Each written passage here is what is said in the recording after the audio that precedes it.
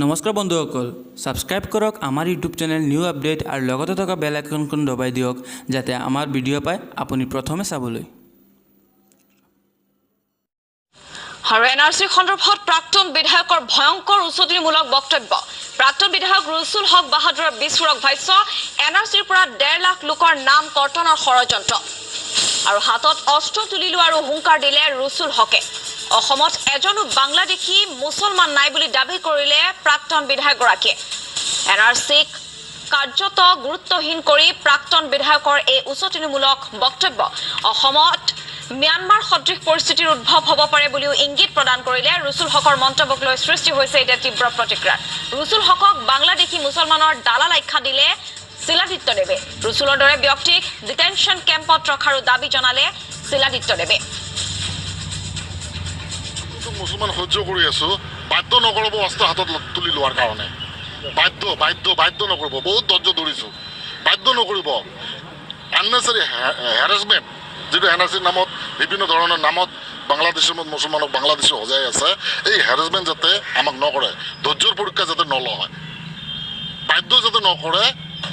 যে যদি বাধ্য নকৰে যাতে, মই যদি মোৰ নিজৰ জাতি ধৰ্মৰ কথা কওঁ তো মোৰ কেৰেক্টাৰ দিলা, আৰু লগত যদি নিজৰ জাতি ধৰ্মৰ হিন্দু বঙালীৰ কাৰণে কয় তো ৰাম দিলা। কৰিলে আমি আন্দোলন কৰিম, আমি কঠোৰ আন্দোলন কৰিম, আমি কঠোৰ আন্দোলন কৰাৰ আমি ব্যৱস্থা গ্ৰহণ কৰিম। আমি পিছ পৰি নাথাকোঁ।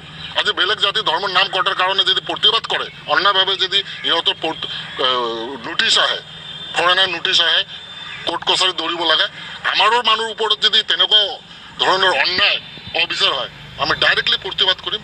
ইয়াৰ কাৰণে যেনেকুৱা ধৰণৰ প্ৰতিবাদ কৰিব লাগে, একদম ইয়াত আৰু কোনো কথাই নাই। যি ধৰণৰ প্ৰতিবাদ কৰিব লাগে আমি প্ৰতিবাদ কৰাৰ কাৰণে এতিয়া সাজু হৈ আছো। আমিতো জানো ইনডাইৰেক্টলি এওঁলোকে কৈ আছে যে মুছলিম মানুহে অসমত বুজা হৈ আছে, যাৰ কাৰণে এনআৰচি ইণ্ডিয়াত ক'ত আছে? এনআৰচি ক'ত আছে? আৰু এটা কথা কয়, ইয়াতো মুছলমান বাংলাদেশী নাই, এইবিলাক এনেই ষড়যন্ত্ৰ। ক'ত বাংলাদেশী আছে? ক'ত বাংলাদেশী আমি থাকিব দিম নেকি? এটা কি কথা কয় এওঁলোকে? কি এইবিলাক কৈ আছে যে বাংলাদেশী অসমত ক'ত বাংলাদেশী? মুছলমানতো বাংলাদেশী নাইয়ে।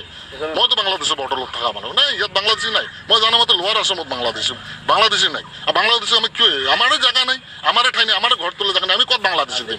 এইবিলাক হ'ল বাংলাদেশীৰ মুছলমানৰ এডভকেটছ, দালাল হয় তেওঁলোক। এইকাৰণে তেওঁলোকে এইবিলাক এই ধৰণে মাতবোল কৰিবই।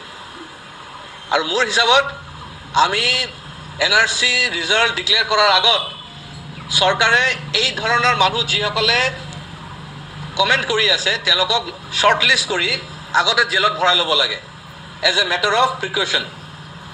তেওঁলোকক ডিটেনশ্যন দি দিব লাগে, তাৰপিছতে ডিক্লেয়াৰ কৰিব লাগে। আৰু নহ'লে তেওঁলোকে চেষ্টা কৰিব ল' এণ্ড অৰ্ডাৰ প্ৰব্লেম ক্ৰিয়েট কৰিবৰ কাৰণে। প্ৰাক্তন বিধায়কগৰাকীৰ ভাষ্য শুনিবলৈ পালে, লগতে সেই প্ৰাক্তন বিধায়কগৰাকীৰ মন্তব্যৰ পাছতে প্ৰতিক্ৰিয়া প্ৰকাশ কৰিলে শিলাদিত্যদেৱে। আৰু তেওঁ উল্লেখ কৰিছে যে প্ৰাক্তন বিধায়কগৰাকীয়ে এক উচতনিমূলক মন্তব্য প্ৰকাশ কৰা দেখিবলৈ পোৱা গ'ল।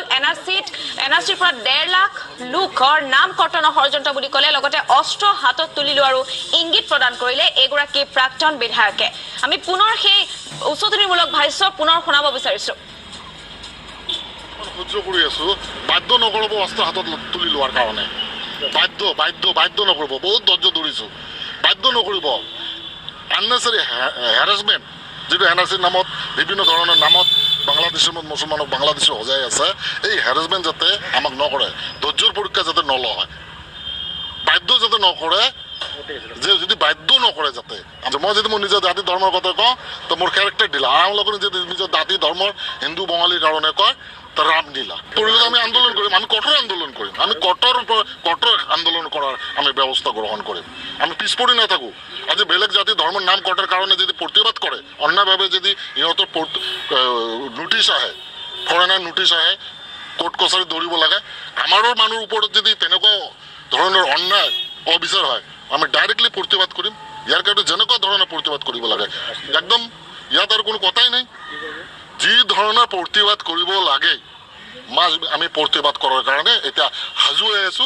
আমিতো জানো ইনডাইৰেক্টলি এওঁলোকে কৈ আছে যে মুছলিম মানুহে অসমত বুজা হৈ আছে, যাৰ কাৰণে এনআৰচি ইণ্ডিয়াত ক'ত আছে? এনআৰচি ক'ত আছে? আৰু এটা কথা কয়, ইয়াতো মুছলমান